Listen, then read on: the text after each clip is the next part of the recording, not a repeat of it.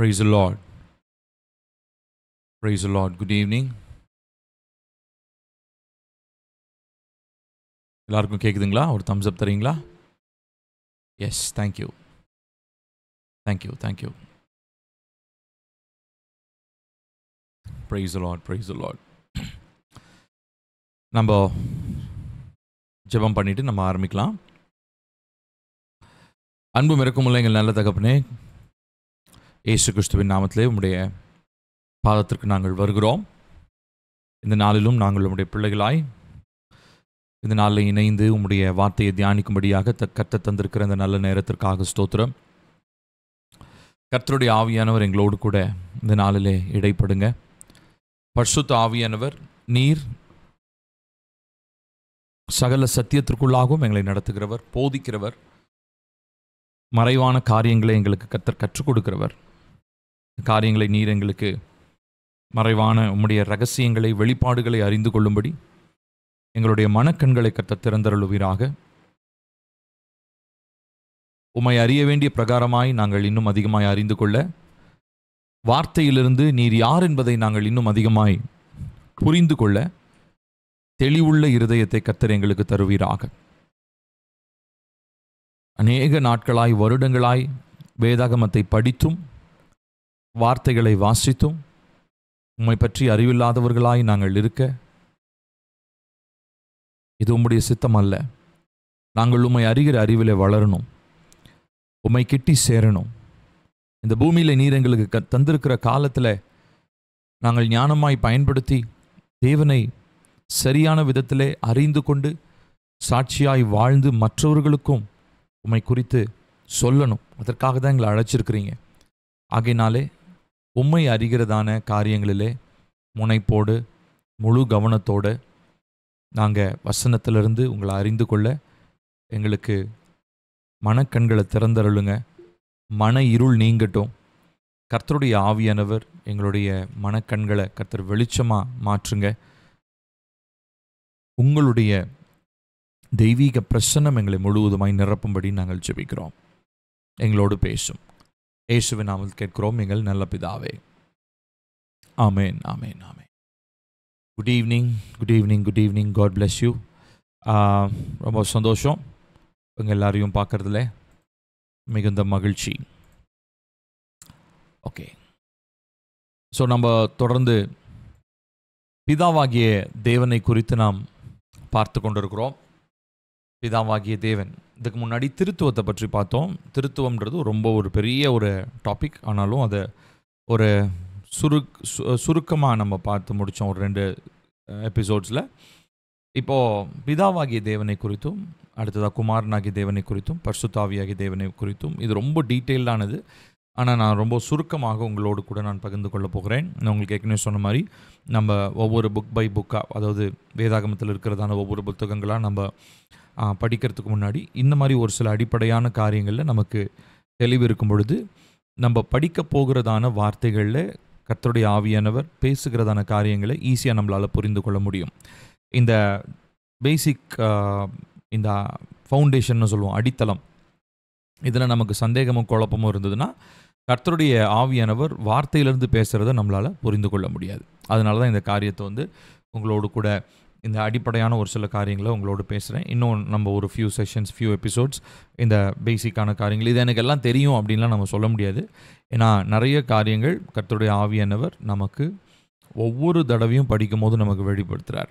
சரிங்களா? எனக்கு இயேசுவை பற்றி எல்லாமே தெரியும் அப்படின்லாம் யாரும் சொல்ல முடியாது.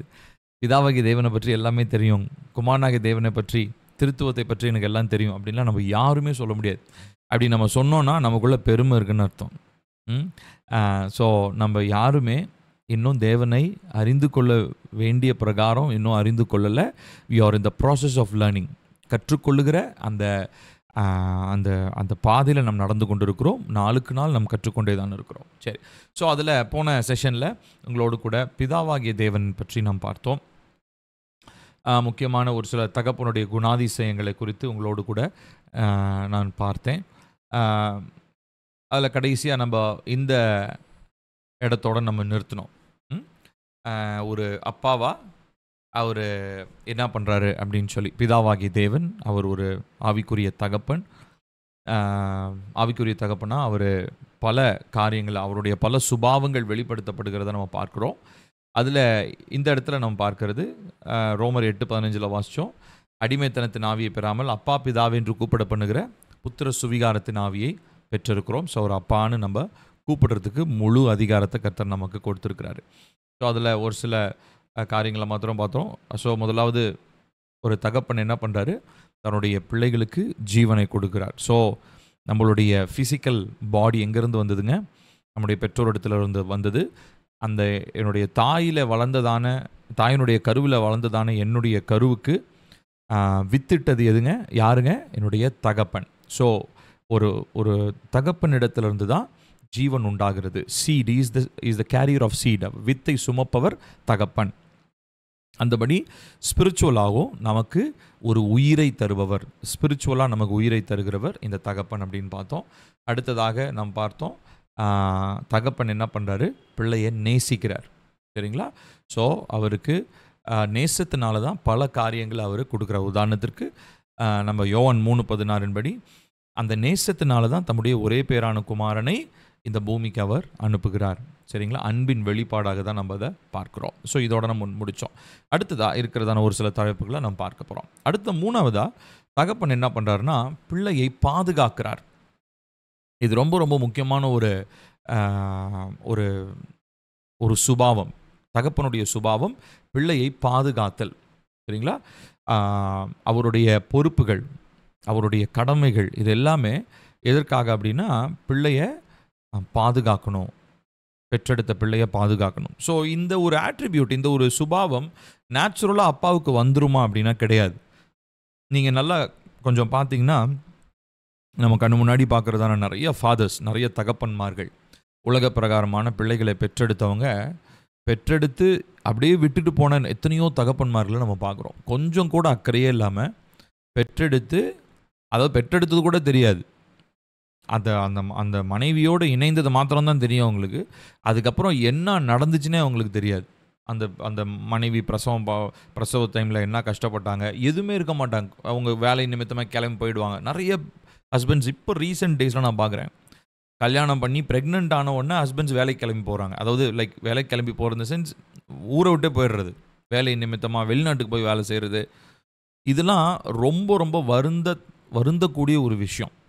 கணவன்மார்கள் கண்டிப்பாக மனைவியோடு கூட தான் இருக்கணும். இல்லை கணவன் இருக்கிற இடத்துல மனைவியை கூட்டிகிட்டு போயிடணும். இது ஒரு ஃபேமிலின்ற ஒரு விஷயத்தில் வரும். பட் இது நான் ரொம்ப நிறைய ஃபேமிலிஸில் நான் இதை பார்க்குறேன். ஏன்னா எல்லா தகப்பன்மார்களும் இப்போ ஒரு 100 பேருக்கு கல்யாணம் ஆகுதுன்னா அதில் கிட்டத்தட்ட ஒரு 60 தகப்பன்மார்கள் தான் உண்மையாலுமே தங்களுடைய பொறுப்புகளை செய்கிறாங்க. மிச்சம் 40 தகப்பன்மார்கள் என்ன தெரியுங்களா பண்ணுறாங்க? அவங்களுடைய பொறுப்புகளை வேற எங்கேயோ தாட்டி விட்டுறாங்க. ஒன்று மனைவி சம்பாதிச்சிட்டு இருப்பாங்க, இல்லை மனைவிக்கு தான் அந்த பொறுப்பை கொடுத்துருவாங்க. அவங்க அந்த ஒரு ஃபாதர்ஹுட், தகப்பன் ஸ்தானம் அப்படின்றதான அந்த காரியத்தை அவங்க புரிந்து கொள்ளாமல் இருக்கிறத நம்ம பார்க்குறோம். ஆனால் நம்முடைய பரம தகப்பன் அப்படி இல்லை. அவர் தனக்குரிய பொறுப்புகளை அவர் என்ன பண்ணுறாரு? நிறைவேற்றுகிறார். அந்த பொறுப்பில் பிரதானமானது என்னன்னா, நம்மளை பாதுகாக்கிறது. சரிங்களா? நம்மை பாதுகாக்கிற ஒரு பெரிய கனமான ஒரு காரியம். பாதுகாக்கிறது மாத்திரம் இல்லை, அவருடைய வார்த்தை சொல்லுது. நம்ம ரோமர் 8:28 நம்ம வாசிப்போம் பாருங்களேன். ரோமர் 8:28 நான் உங்களுக்காக வாசிக்கிறேன். ரோமர் 8:28 அன்றியும், நம்ம எல்லாருக்கும் தெரிஞ்ச வசனம் தான், அன்றியும் அவருடைய தீர்மானத்தின்படி அழைக்கப்பட்டவர்களாய் தேவனிடத்தில் அன்பு கூறுகிறவர்களுக்கு சகலமும் நன்மைக்கு ஏதுவாக நடக்கிறது என்று அறிந்திருக்கிறோம். ஸோ நன்மைக்கு ஏதுவாக நமக்கு தேவன் என்ன பண்ணுறாருங்க? நிறைவேற்றுகிறவராக இருக்கிறார். ஏன்? நம்ம அவரில் அன்பு கூறுகிறோம். அவர் ஏன் நம்ம இடத்துல அந்த காரியங்களை நிறைவேற்றுகிறார்? அது அவருடைய பொறுப்பு. நம்ம அவரை நேசிக்கிறதுனால, அவர் நம்மளை நேசிக்கிறதுனால, நம்ம அவரை நேசிக்கிறதுனால, அவருடைய தகப்பன்ற அந்த பொறுப்பை என்ன பண்ணுறாரு? நன்மைக்கு ஏதுவான திட்டங்கள் நம்ம சொல்கிறோம் இல்லைங்களா? நம்ம சொல்லி ஜெபிக்கும் போது, கர்த்தாவே நன்மைக்கு ஏதுவான திட்டங்கள். நான் இப்போ நம்ம ஒரு எக்ஸாம்பிள் சொல்கிறேனே, ரீசெண்டாக ஒரு சகோதரருக்கு பொண்ணு பார்க்க போயிருந்தோம். ஸோ அப்போது அந்த சகோதரருக்கு ஒரு லைட்டாக ஒரு குழப்பம் இருந்தது. இந்த பொண்ணை நம்ம இந்த பொண்ணு தேவனுடைய சித்தம் தானா, இது சரியான ஒரு காரியமாக இருக்குமா, எனக்கு சரியான ஏற்ற துணையாக இருப்பாங்களா அப்படின்றதுல ஒரு சந்தேகம். ஸோ அப்போது அந்த சந்தேகமும் குழப்பமும் வர்றதுக்கான காரணம் என்ன அப்படின்னா, அஃப்கோர்ஸ் ஒரு சிந்தையில் குழப்பம் அதெல்லாம் இருந்தாலும் அதுக்கு அடிப்படையாக இருக்க காரணம் என்னென்னா, நம்முடைய தகப்பன் யார் என்பதை நம்ம முழுசுமாக நம்ம அறிந்து கொள்ளலை. அவர் யாருன்றதை நம்ம அறிஞ்சிட்டோம்னா அவருடைய கரத்தில் முழுசுமாக ஒப்பு கொடுக்கறதுல நம்ம வந்து குழம்பவே மாட்டோம். இப்போ தேவ சித்தம்னு ஒரு காரியத்துக்காக சொல்லி ஜெபம் பண்ணுறோம். இப்போ இந்த திருமண காரியத்தில் தேவ சித்தம்னு நம்ம சொல்லி ஜெபம் பண்ணுறோம் இல்லைங்களா? இப்போ தேவ சித்தம்னு சொல்லி ஜெபம் பண்ணும்போது அவருடைய கையில் நம்பி ஒப்பு கொடுக்கறதுக்கு நமக்கு அவர் யாருன்னு தெரியல. அவர் யாருன்னு தெரிஞ்சிருந்துச்சுன்னா முழுசுமாக என்ன பண்ணிடுவோம், ஒப்பு கொடுத்துருவோம். ஏன்னா அவர் நிச்சயமாக எனக்கு எதை தான் செய்வார், நன்மையானதை தான் செய்வார். அவருடைய கையிலேருந்து தீமை வராது, நன்மையானது தான் செய்வார். அப்படியே தீமை வர மாதிரி இருந்தாலும் அதை தடுத்து போட்டுருவார். அதுதான் தேவனுடைய சித்தம் அப்படின்னு சொல்லி நம்ம சொல்கிறோம். ஸோ அப்போ பிதாவினுடைய பிதாவாகிய தேவன், அதாவது அந்த ஸ்பிரிச்சுவல் ஃபாதர் பற்றி பார்த்துட்ருக்கோம். அவருடைய தன்மையில் ஒரு முக்கியமான ஒரு தன்மை என்னென்னா, அவர் நன்மையானதை மாத்திரம் தான் தருவார். ஏன்னா உலக பிரகாரமான அப்பாக்களை கொஞ்சம் கம்பேர் பண்ணிங்க. உலக பிரகாரமான அப்பாக்கள் என்றைக்காவது தீமை என்ன செய்வாங்களா அவங்களுடைய பிள்ளைங்களுக்கு? ஒரு நாளும் செய்ய மாட்டாங்க. அப்போ எப்படி இவங்க நம்ம உலக பிரகாரமாக நமக்கு இருக்கிற அப்பாக்களை விட ஒப்பிட முடியாத அளவுக்கு நேர்த்தியாக இருக்கிற பரிபூர்ண தகப்பன் பிதாவாகிய தேவன். ஸோ அப்போ அவருடைய காரியங்களில் அவர் பர்ஃபெக்டாக தான் இருப்பார் இந்த நம்பிக்கை. ஸோ பிதாவாகிய தேவனுடைய அந்த பெர்ஃபெக்ஷன், அவருடைய பரிபூரணத்தை நம்ம புரிஞ்சிட்டோம்னா, அவர் கையில் நம்ம வாழ்க்கையை ஒப்பு கொடுக்கறதுலையோ இல்லை இந்த மாதிரி முக்கியமான தீர்மானங்கள், திருமணம், அதுக்கப்புறம் வந்து படிப்பு, பொருளாதாரம், தொழில், இந்த மாதிரி காரியங்களில் அவர் கையில் ஒப்பு கொடுக்கறதுல நம்ம பயப்படவே மாட்டோம். தைரியமாக நம்ம பண்ண முடியும். அது தேவன் தான் கொடுக்குறாருன்றதை நமக்கு வசனத்தினாலையும் ஆவியினாலையும் நமக்கு ஒரு உறுதிப்படுத்தி வார்த்தைகள் நமக்கு வந்துருச்சுன்னா அதுக்கப்புறம் நோ டேர்னிங் பேக் தான். பின்னிட்டு பார்க்க வேண்டிய அவசியமே இல்லை. ஏன்னா நம்முடைய தகப்பன் எப்படிப்பட்டவருங்க? பரிபூர்ணமானவர். அவர் கையிலிருந்து வருகிறது நன்மையானது மாத்திரம்தான். அதே ரோமர் 8வது அதிகாரம் 31வது வசனத்தில் பாருங்கள், இவை எல்லாவற்றையும் குறித்து நம்ம என்ன சொல்லுவோம்? தேவன் நம் பட்சத்தில் இருந்தால் நமக்கு விரோதமாக இருப்பவன் யார்? ஸோ இது ரொம்ப முக்கியமான ஒரு காரியம். ஸோ காட் த ஃபாதர், பிதாவாகிய தேவனே என் பக்கத்தில் இருக்கிறார்பா, அப்போ நான் எதை பற்றி நான் கவலைப்படணும்? நான் எதை பற்றியும் நான் கவலைப்பட போகிறதில்ல அப்படின்னு சொல்லி நம்ம எல்லாருமே நாம் புரிந்திருக்க வேண்டியது அவசியமாக இருக்கிறது. சரிங்களா? ஓகே. ஸோ ஸோ இங்கே பார்த்தோம், அப்பா என்ன பண்ணுறாரு? பிள்ளையை பாதுகாக்கிறார் அப்படின்னு சொல்லி சொன்னேன். அப்பா குடும்பத்திற்கு என்ன பண்ணுறாருன்னா போஷிக்கிறார், குடும்பத்தை போஷிக்கிறார். He provides for the family. அப்பாவுடைய ஸ்தானத்தில் அவர் போஷிப்பவர் அப்படின்ற ஒரு காரியம். இதில் வந்து பொதுவாக நான் இந்த ஃபேமிலி மேரேஜ் ப்ரீ மேரிட்டல் கவுன்சிலிங்லாம் நிறையா பேருக்கு ஆலோசனைகள், கவுன்சிலிங்லாம் கொடுப்பது உண்டு. நான் பெற்றுக்கொண்டது தான் நான் நிறைய பேருக்கு நான் ஷேர் பண்ணுவேன். எனக்கு என்னுடைய திருமணத்துக்கு முன்பதாக பல ஆண்டுகளாக நான் பெற்ற கவுன்சிலிங், என்னுடைய சகோதரர், அப்புறம் எனக்கு மேலே இருந்தது நிறைய மென்டர்ஸ், அவங்க கொடுத்ததான கவுன்சிலிங்கை நான் என்னுடைய வாழ்க்கையில் நடைமுறைப்படுத்தி அதை மற்றவர்களுக்கு நான் கற்றுக் கொடுப்பேன். அதில் ரொம்ப முக்கியமானது இந்த bread winner and bread maker concept அப்படின்னு சொல்லுவாங்க. பிரெட் வின்னர் அப்படின்னா என்னென்னா, அவர் சம்பாதிக்கிறவர், அதாவது தகப்பன் சம்பாதிக்கிறவர். அப்புறம் பிரெட் மேக்கர் அப்படின்னா சம்பாதிச்சதை கொண்டு வந்து வீட்டில் கொடுக்குறாரு. அந்த அப்பத்தை, அதாவது சம்பாதிக்கிற காரியத்தை உணவாக மாற்றி குடும்பத்திற்கு தேவையான மற்ற காரியங்களை செய்கிறது பிரெட் மேக்கர். அது அவங்க மனைவி, கணவனும் மனைவியுமாய். இப்போது இதில் சம்டைம்ஸ் வந்து மனைவியும் ஒர்க் பண்ணுறாங்க, அதில் தப்பு கிடையாது. சரிங்களா? இப்போ இருக்கிறதான காலங்களில் மனைவிகளும் வந்து வேலைக்கு போகிறாங்க, அதில் தப்பு கிடையாது. ஆனால் அவங்களுடைய அது வந்து எக்ஸ்ட்ரா ஒர்க்காக தான் இருக்கணும். அவங்க பிரெட் மேக்கிங் இல்லாமல் பிரெட் வின்னிங்க்கு அவங்க போவாங்க. நான் சொல்கிறது புரியுதுங்களா? 2 இருக்குது. கணவன் வந்து பிரெட் வின்னர், மனைவி வந்து பிரெட் மேக்கர். பிரெட் வின்னர்னா சம்பாதிப்பவர்னு அர்த்தம். சரிங்களா? அடுத்ததாக பிரெட் மேக்கர்னா சம்பாதிக்கிறத குடும்பத்திற்கு தேவையானதாக மாற்றுகிறவர்னு அர்த்தம். இது வந்து டிஃபால்ட்டாக தேவன் ஆணுக்கும் பெண்ணுக்கும் ஹையர் பொட்டன்ஷியல், அதாவது அதிகபட்சமான ஒரு திறனோடு அவங்களுக்கு கொடுத்துருக்கிறார். தேவன் உருவாக்கும் போது அப்படி தான் உருவாக்கியிருக்கார். ஆனால் இதில் வந்து சம்டைம்ஸ் ஃபைனான்ஷியல் நெருக்கடிகள், பொருளாதார நெருக்கடிகள் வரும்போது 2 பேருமே சம்பாதிப்பாங்க. நல்லது தான், அது இல்லைன்னு சொல்ல. ஆனாலும் பிரெட் மேக்கிங் டாஸ்க் வந்து எக்ஸ்ட்ராவாக யாருக்கு இருக்குதுங்க? ஐ மீன் பிரெட் மேக்கிங் தான் வந்து மனைவிக்கு வந்து பிரதானமானது. அது அவங்க செகண்டரி ஜாப் தான் என்னதுங்க? Bread winning. ஆனால் பிரெட் வின்னிங் வந்து யாருக்கு பிரதானமானதுங்க? கணவனுக்கு பிரதானமானது. பிரெட் மேக்கிங் வந்து மேபி அவங்க வீட்டில் ஹெல்ப் பண்ணலாம். நிறைய வீட்டில் பார்த்தீங்கன்னா அப்படியே தலைகீழாக போயிடுச்சு இப்போலாம். அது ஒரு ட்ரெண்டாகவும் மாறிடுச்சு. மக்கள் அன்றைக்கி சமுதாயத்தில் ஏற்றுக்கொள்ளவும் ஆரம்பிச்சிட்டாங்க. ஹவுஸ் ஒய்ஃப் மாதிரி ஹவுஸ் ஹஸ்பண்ட்ஸ்லாம் இருக்காங்க. சீரியஸாக அதை நீங்கள் எது காமெடியிலையோ மூவிலையோ பார்த்தீங்கன்னா நினைக்காதீங்க. நிஜத்தில் எனக்கு தெரிஞ்ச நிறையா குடும்பங்கள் அந்த மாதிரி இருக்கிறாங்க.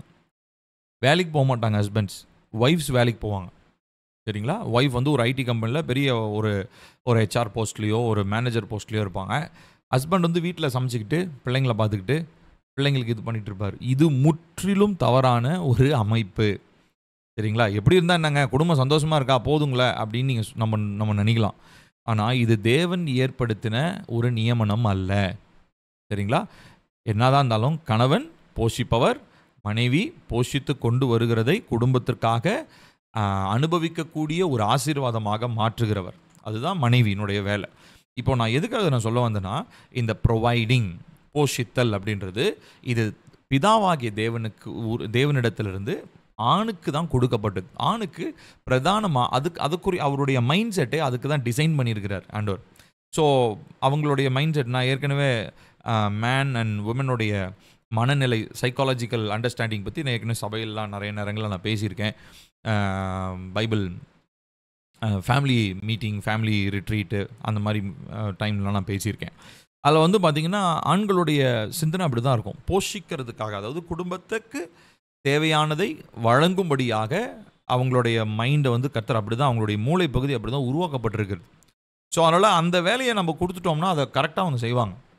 ஆனால் அதில் எக்ஸ்ட்ரா தேவையில்லாத காரியமும் அவங்களுக்குள்ளே வரும் பொழுது அது என்னவா மாறுதுங்க? அவங்களுக்கு பாரமான ஒரு காரியமாக மாறுது. அதே மாதிரி விமென்க்கும், மனைவிக்கும் அவங்களுக்கு பிரெட் மேக்கிங்கான டாஸ்க், அதாவது அந்த செயலை அந்த திறன்பட செய்கிறதுக்கு அவங்களுடைய மூளைப்பகுதி உருவாக்கப்பட்டிருக்குது. மல்டி டாஸ்கிங் பண்ண முடியும் அவங்களால. நிறைய காரியங்களை ஒரே நேரத்தில் சிந்திக்க முடியும், செய்ய முடியும். ஆனால் அவங்க வந்து பிரெட் வின்னிங், அதாவது சம்பாதிக்கணும் அப்படின்ற ஒரு இதாக வரும்போது அதை அவங்களால திறம்பட செய்ய முடியாது. டோட்டலாக செய்ய முடியாதுன்னு நான் சொல்ல முடியாது. ஆனால் அவங்களால இவங்க அளவுக்கு ஈக்குவலாக அவங்களால செய்ய முடியாது. சரிங்களா? நான் அது எதுக்காக நான் இந்த அவுட்லைன் நான் சொல்கிறேன்னா, இது எங்கேருந்து வந்தது? போஷித்தல் அப்படின்றது பிதாவாகிய தேவனுடைய ரிஃப்ளெக்ஷன் தான் இங்கே குடும்பத்தில் ஒரு கணவனுடைய வாழ்க்கையில் வெளிப்படுகிறது. சரிங்களா? ஸோ அவர் தனக்குரிய காரியங்களை, அதாவது அவருக்குன்னு சொல்லி வைத்து கொள்ளாமல் கூட அநேக காரியங்களை என்ன பண்ணுறாரு? அப்பா தகப்பன் என்ன பண்ணுறாருன்னா குடும்பத்திற்காக போஷிக்கிறார். புரியுதுங்களா? ஸோ இங்கே பாருங்கள், யாக்கோபு 1:17 நம்ம வாசிக்கிறோம். நன்மையான எந்த ஈவும் பூரணமான எந்த வரமும், அதாவது பர்ஃபெக்ஷன்னு சொல்கிறது எல்லாமே பரலோகத்திலிருந்து உண்டாகி ஒளிகளின் பிதாவினிடத்திலிருந்து, அதாவது நான் பிதா அப்படின்னா நம்ம அப்பா, ஜோதிகளின்னு இருக்கும், நான் ஒளிகளின்னு போட்டிருக்கிறேன். ஜோதினா ஒளி, ஒளிகளின் பிதாவினிடத்திலிருந்து இறங்கி வருதுகிற அவரிடத்தில் எந்த ஒரு மாறுதலும் எந்த ஒரு வேற்றுமை நிழலும் இல்லை. அவருக்கு 5 பிள்ளைங்க இருந்தால் 5 பிள்ளைங்களுக்கும் ஒரே மாதிரியாக அப்பா என்ன பண்ணுறாருங்க? பிரித்து கொடுக்குறார். அவர் என்ன பண்ணுறாரு? அவரிடத்துல தான் எல்லா நன்மையும் பரிபூர்ணமும் வருகிறது.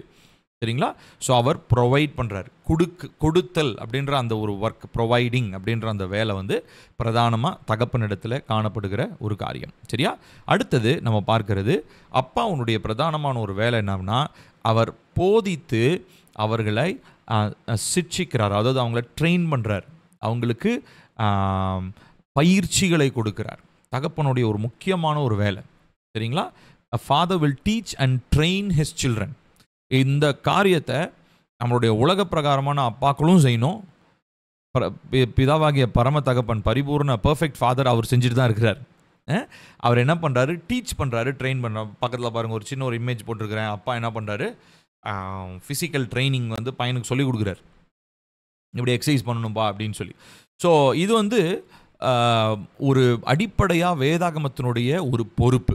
தகப்பன் அப்படின்னா பிள்ளைக்கு நடக்க வேண்டிய வழியை போதிக்க வேண்டும். நம்ம நியாயப்பிரமாண வசனங்களில் கூட நம்ம வாசிக்கிறோம் இல்லைங்களா? ஆகமங்களில் நம்ம வாசிக்கிறோம். ஸோ இது எல்லாமே வந்து பிள்ளைகளுக்கு நம்ம எப்படி சொல்லிக் கொடுக்கணும், இந்த வசனங்களை வந்து அவங்களுக்கு நீ நடக்கும் போதும் போகும்போதும் வரும்போதெல்லாம் இந்த வசனங்களை பற்றி பேசு, அவங்களுக்கு கற்றுக்கொடு அப்படின்னு சொல்லி. ஸோ பிதாவாகிய தேவனுடைய அந்த பரிபூர்ண பர்ஃபெக்ட் ஃபாதர் அப்படின்ற அந்த நேச்சரை நம்ம புரிஞ்சுக்கிட்டோம்னா அதை நம்ம விரும்புவோம். நம்ம விரும்பினோம்னா, முக்கியமாக ஆண்கள் நீங்கள் நல்லா கவனிக்கணும், அதை விரும்பும் போது நம்மளால் இந்த பூமியில் நம்ம ஒரு பிதாவினுடைய அந்த பெர்ஃபெக்ஷன், அந்த தகப்பனுடைய அந்த பரிபூரணம் இருக்கு இல்லைங்களா, அதனுடைய ஒரு ஷேடோ, அது முழுமையாக வெளிப்படுத்த முடியாது, ஆனால் அதனுடைய நிழலாட்டத்தை இந்த பூமியில் நம்மளால் என்ன பண்ண முடியும், அப்பாவா தகப்பனா கணவனா நீங்கள் என்ன பண்ண முடியும், வெளிப்படுத்த முடியும். அதனால தான் ரொம்ப முக்கியமாக ஆண்கள் எல்லாமே இப்போ வந்து பொதுவாக இப்படி சொல்லுவாங்க, ஒரு குடும்பத்தில் முதலாவது ஒரு பெண் ரட்சிக்கப்பட்டு வந்தால் அந்த முழு குடும்பமும் ரட்சிக்கப்பட்டு வர்றதுக்கு அதாவது அந்த சான்சஸ் வந்து பார்த்திங்கன்னா வெறுமனே 30% தானா. சரிங்களா? முதல்ல ஒரு வீட்டில் வந்து ஒரு ஒய்ஃப் ரட்சிக்கப்படுறாங்கன்னா அந்த முழு குடும்பமும் ரட்சிக்கப்பட்டு வர்றதுக்கு ஒரு 30% தான் சான்ஸு. ஆனால் அதே ஒரு குடும்பத்தில் முதலாவது ஒரு கணவன் ரட்சிக்கப்பட்டார், அதாவது வீட்டினுடைய தலைவர் ரட்சிக்கப்பட்டார்னா அந்த குடும்பம் முழுவதும் ரட்சிக்கப்படுறதுக்கு 70% சான்ஸ், சீக்கிரத்தில் ரட்சிக்கப்பட்டுருவாங்க. இப்போ யோசிச்சு பாருங்கள், இந்த ப்ராபபிலிட்டி எவ்வளோ ஆச்சரியமான ஒரு விஷயமா இருக்குது பாருங்களேன். ஏன்னா தகப்பன் ஒரு ஆணை தொட்டுட்டா அந்த முழு குடும்பத்தையும் என்ன பண்ணிடலாம், ஈஸியாக தொட்டுடலாம். சரிங்களா? ஆனால் அந்த மனைவியை தொட்டு அதுக்கப்புறம் மனைவி ஜோம் பண்ணி முட்டி மோதி, இன்றைக்கி நிறைய இப்போ நமக்கு தெரிஞ்ச குடும்பங்கள், நம்ம சபைக்கு வருகிற குடும்பங்கள், யூடியூப் வழியாக இணைந்து இந்த ஊழியத்தில் கலந்து கொள்கிற குடும்பங்கள், நிறைய குடும்பங்களில் பார்த்தா பெண்கள் தான் நிறைய பேர் ஜோம் பண்ணுவாங்க. பெண்கள் தான் தேவனை அதிகமாக தேடுவாங்க. ஏன்னா அவங்களுக்கு வேலை வெட்டி இல்லாமல் இருக்கிறாங்கன்றனால கிடையாது, அவங்களுக்குள்ள நேச்சுரலாகவே அந்த ஒரு ஈர்ப்பு, தேவன் பக்கமாக அந்த ஸ்பிரிச்சுவாலிட்டியில் ஒரு ஈடுபாடு, ஆவிக்குரிய காரியங்களில் ஒரு ஈடுபாடு நேச்சுரலாகவே பெண்களுக்கு இருக்கும். ஆனால் ஆண்களுக்கு இல்லாததற்கு காரணம் என்ன? ஆண்களுக்கு இருக்கணும், கர்த்தர் 2 பேருக்கும் ஈக்குவலாக தான் கொடுத்தாரு. ஆனால் ஆண்களுக்கு இல்லாததுக்கு காரணம் என்ன அப்படின்னா, மேலே இருக்கிறதான அந்த பரிபூர்ண தகப்பனுடைய சாயலை நம்ம ஃபோர் ஷேடோ பண்ணலை. அதாவது பிதாவினுடைய நிழலாட்டத்தை நம்ம இங்கே புரிந்து கொள்ளலைன்னா நம்மளுடைய வாழ்க்கையில், அதாவது நம்ம மூலமாக நம்ம குடும்பத்திற்குள்ளாக அந்த பரிபூர்ணத்தினுடைய நிழலாட்டத்தை என்ன பண்ண முடியாது, நம்மளால் காண்பிக்க முடியாது. நான் சொல்கிறது உங்களுக்கு புரியுதுங்களா? அதுவும் ரொம்ப முக்கியமாக ஆண்கள், கணவன்மார்கள், தகப்பன்மார்கள், நம்ம டெய்லிக்கும் ஜோம் பண்ண வேண்டிய ஒரு காரியம் என்னென்னா, பரிபூர்ண தகப்பனாகிய உம்முடைய ஒரு நிழலாட்டமாக தான் என்ன பண்ணியிருக்கிறீங்க, என்னை இந்த பூமியில் வச்சுருக்கிறீங்க. என் குடும்பத்துக்கு நான் எப்படிப்பட்டவனாக இருக்கணும், நீங்கள் வச்சிருக்கிற நல்ல ஒரு தகப்பனாக, நல்ல ஒரு கணவனாக நான் இருக்கணுன்றது நம்ம ஆண்கள், கணவன்மார்கள், ஒருவேளை திருமணம் ஆகாதவர் நீங்கள் இருக்கிறீங்க அப்படின்னு சொல்லி சொன்னால், திருமணம் ஆகாத ஆண்கள் நீங்களும் கண்டிப்பாக ஒவ்வொரு நாளும் அதற்காக நம்ம ஜெபிக்கணும்.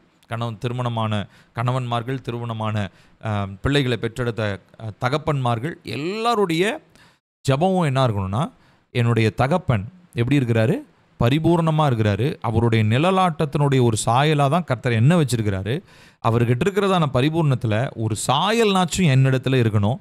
இது என்னுடைய குடும்பத்தை என்ன பண்ணுதுங்க, உருவாக்குது. ஸோ அதில் ரொம்ப முக்கியமான ஒரு பாட்டு தான் இந்த ட்ரைனிங், டீச்சிங் அண்ட் ட்ரைனிங். கற்றுக் கொடுத்தலும் அவர்களுக்கு அந்த காரியங்களில் பயிற்சி அளிப்பதும். பாருங்கள், எபேசியர் 6:4 வாசிக்கலாம். தகப்பன்மார்களே, அவங்க பார்த்து சொல்கிறாரு, நீங்கள் உங்களுடைய பிள்ளைகளை கோபப்படுத்தாமல் கர்த்தருக்கேற்ற ஒழுக்கத்திலும் போதனையிலும் அவர்களை வளர்த்துங்கள். கர்த்தருக்கேற்ற ஒழுக்கத்திலும் போதனையிலும் அவர்களை வளர்த்துங்கள். ஸோ இது ரொம்ப ரொம்ப அடிப்படையான ஃபாதர்ஸ்க்கு அடிப்படையான ஒரு பெரிய ஒரு ஆலோசனையாக கர்த்தர் நமக்கு கொடுக்குற ஒரு காரியம். சரிங்களா?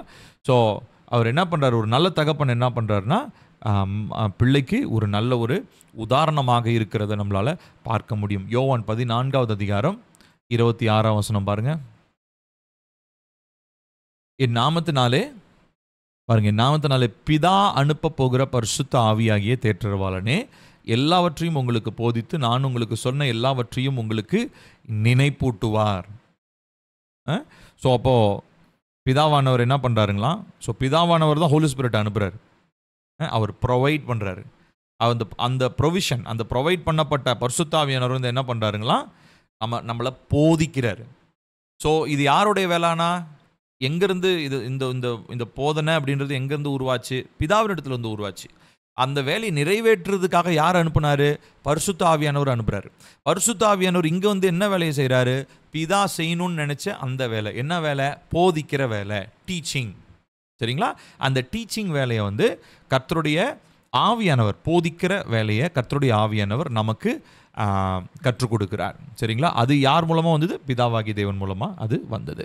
சரிங்களா? ஸோ இதில் முக்கியமான காரியங்களை பார்த்தோம். முதலாவது பார்த்தோம், தகப்பன் பிள்ளைக்கு ஜீவன் கொடுக்கிறார். அடுத்து ரெண்டாவதாக பார்த்தோம், தகப்பன் பிள்ளையை நேசிக்கிறார். அடுத்து மூணாவதாக பார்த்தோம், தகப்பன் பிள்ளையை பாதுகாக்கிறார். நான்காவதாக பார்த்தோம், தகப்பன் குடும்பத்திற்கு தேவையான காரியங்களை போஷிக்கிறார். சரிங்களா? அடுத்ததாக ஐந்தாவதாக பார்த்தோம், தகப்பன் பிள்ளைக்கு போதிக்கிறார், பயிற்சி அளிக்கிறார், கற்றுக் கொடுக்கிறார். சரிங்களா? ஸோ இந்த காரியங்கள். அடுத்ததாக இப்போ இது வந்து அடிப்படையான தகப்பன்களை பற்றி பார்த்தோம். இப்போ நம்ம அடுத்து பார்க்க போகிறது தேவனுடைய தந்தை ஸ்தானம், த ஃபாதர்ஹுட் ஆஃப் காட். இப்போது பிதாவாகிய தேவன், இப்போ அப்படியே ஸ்பிரிச்சுவலாக நம்ம இப்போ இது வரைக்கும் பார்த்தது வந்து ஒரு சில காரியங்களை அடிப்படையாக நான் சொன்னேன். ஆனால் இப்போது இதே ஆவிக்குரிய ரீதியில் பிதாவாகிய தேவன் எப்படி நமக்கு இந்த காரியங்கள் எல்லாம் இருக்கிறார் அப்படின்னு சொல்லி நம்ம பார்க்கலாம். சரி சரி இதில் வந்து ஒரு முக்கியமான ஒரு நோ அப்படின்னு சொல்லிட்டு ஒரு ஃபோட்டோ போட்டு நான் ஒரு டெக்ஸ்ட் எழுதியிருக்கேன். இதில் தமிழில் நான் உங்களுக்கு எக்ஸ்பிளைன் பண்ணுறேன் பாருங்கள். இப்போது முதல் புரிதல் நமக்கு இருக்கணும். இது வந்து நிறைய பேர் தவறாக புரிஞ்சு வச்சுருக்கிற ஒரு காரியம். அதை பற்றி நம்ம தெளிவு பண்ணிக்கணும். என்ன அப்படின்னா, தேவன் தான் உலகத்தில் இருக்கிற எல்லா மக்களையும் தன்னுடைய பிள்ளைகளாக உருவாக்கினார். இதில் ஏதாவது மாற்று கருத்து இருக்கா? இல்லை. ஆனால் ஒரு போதனை விதமாக இருக்கிறது.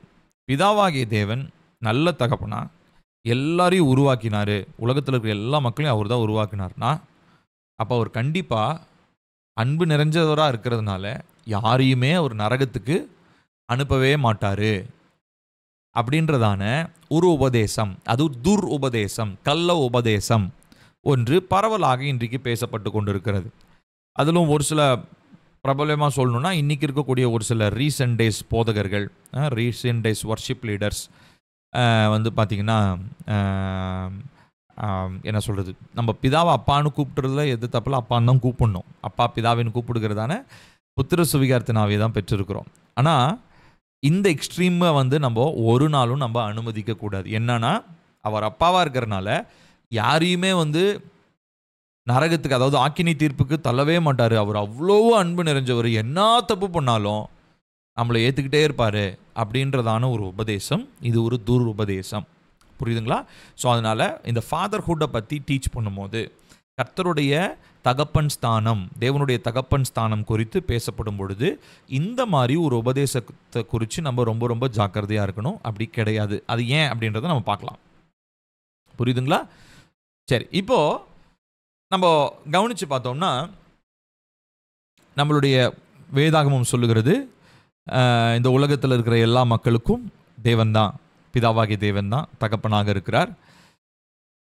ஆனால் அவர் தான் உருவாக்கினார் அப்படின்றது இருந்தாலும், சரிங்களா, எல்லாரும் உருவாக்கப்பட்டவங்க எல்லாருமே தேவனை ஏற்றுக்கொண்டார்களான்றதான் முக்கியம். அவர் வந்து எல்லாரையும் உருவாக்கினார், அதில் அவர் மாற போகிறதில்லை.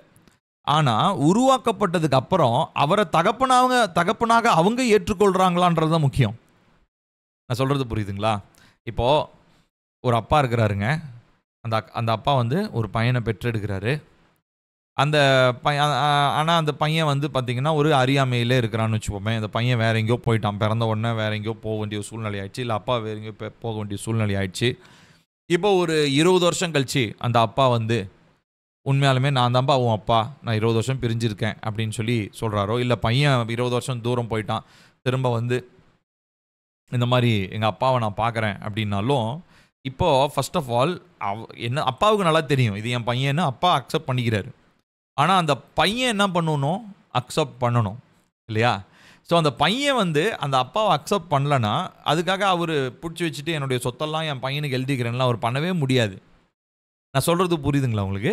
ஸோ என்ன தான் ஒரு அப்பா பையனை பெற்றெடுத்தாலும் அவன் அந்த பையனை தன்னுடைய மகனாக ஏற்றுக்கொண்டாலும் அந்த மகனுக்கு ஒரு ஏற்றுக்கொள்ளுதல் வேணும், அவர் என்னுடைய தகப்பன் அப்படின்னு சொல்லி, இல்லையா? ஸோ இந்த ஒரு நிலையை நம்ம புரிஞ்சுக்கொள்ளணும். அதனால தான் வேதாகமத்தில் நம்ம வாசிக்கிறோம். பார்க்கலாமா? கலாத்தியர் 3வது அதிகாரம் 26வது வசனம். கலாத்தியர் 3வது அதிகாரம் 26வது வசனம். நீங்கள் எல்லாரும் கிறிஸ்து இயேசுவை பற்றும் விசுவாசத்தினால் தேவனுடைய புத்திரர்களாக இருக்கிறீர்கள். இதை நம்ம ரொம்ப முக்கியமான ஒரு காரியம். அதாவது தேவனுடைய பிள்ளையா நம்ம எப்போ மாறுறோமா?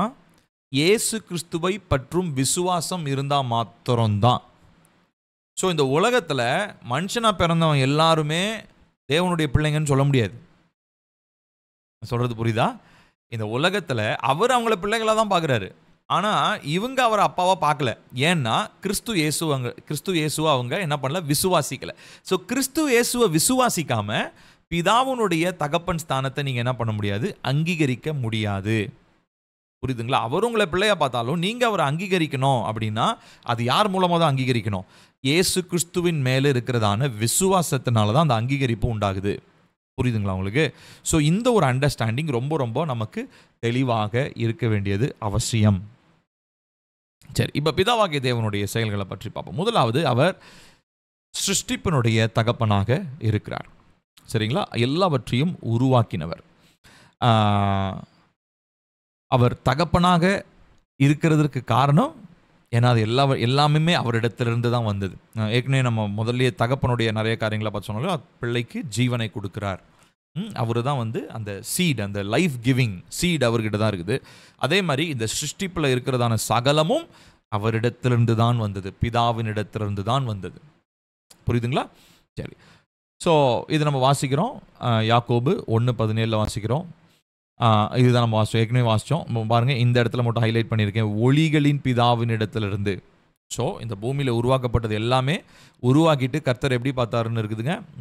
நல்லது என்று கண்டார், நல்லது என்று கண்டார். அப்போ நன்மையானது எல்லாமே, அதாவது அவர் உருவாக்கினது எல்லாமே நல்லது தான். அதுக்கப்புறம் பாவம் உள்ள நுழைஞ்சதுனால தான் ஒரு சில தீமையெல்லாம் வந்துச்சு, இல்லைங்களா? ஸோ அதனால் கர்த்தர் உருவாக்கினது எல்லாமே நன்மையானது தான். ஸோ கர்த்தர் என்ன பண்ணுறாருன்னா எல்லாவற்றையும் நன்மையானதாக அவர் உருவாக்குகிறார். ஒளிகளின் பிதாவின் இடத்திலிருந்து அது வந்தது அப்படின்னு சொல்லி நம்ம பார்க்கிறோம். இப்போ நம்ம நல்லா கவனிக்கணும்.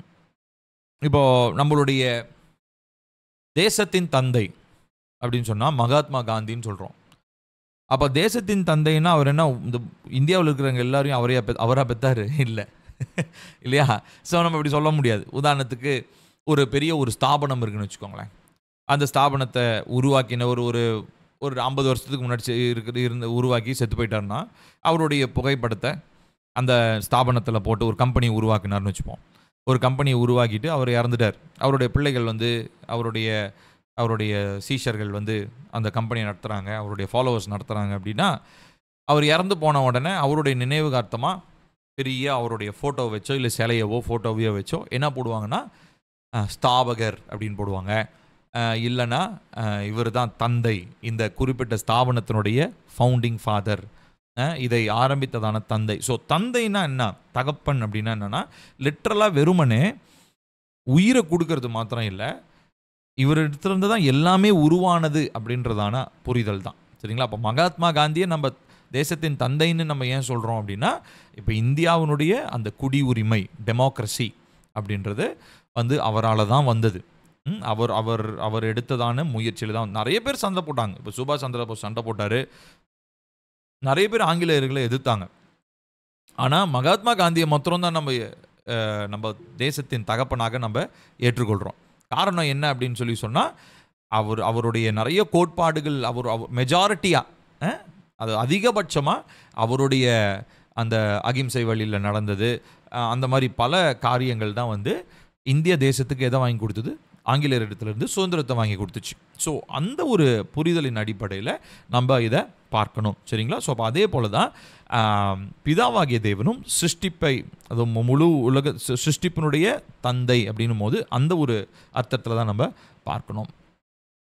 அவர் தான் அதனுடைய துவக்கமாக இருக்கிறார். சரி, ஸோ முதலாவது பார்த்தோம் முழு சிருஷ்டிப்பினுடைய தகப்பன். அடுத்ததா இஸ்ரவேலுக்கு அவர் தகப்பன்.